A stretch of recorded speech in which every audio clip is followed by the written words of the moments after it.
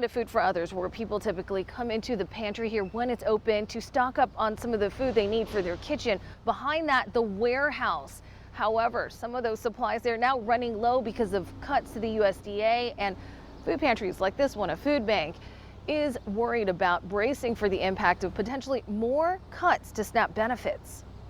This is the warehouse that supports our pantry, My Market. This is where all of the USDA food comes.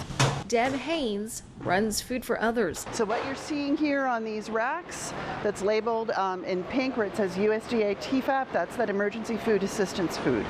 We are expecting in the next 60 days that this is going to be mostly wiped out.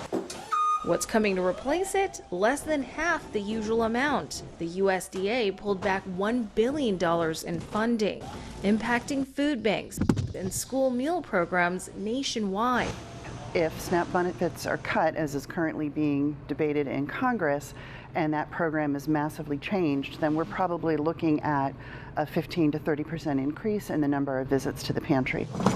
George Washington University Professor Leighton Koo says combined cuts could stretch food banks to their brink. So if you think about what this means for hungry families, so these are poor families that are trying to get by.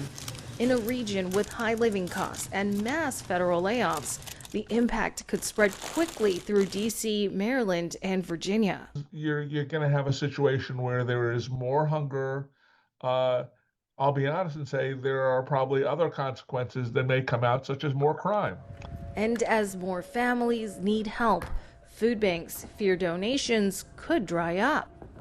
Now, there is some pushback right now. Hunger for America in the state of Pennsylvania is suing the USDA over these cuts, and the Senate still debating potential cuts to SNAP benefits. In Fairfax County, I'm Jacqueline Quinn, WUSA 9.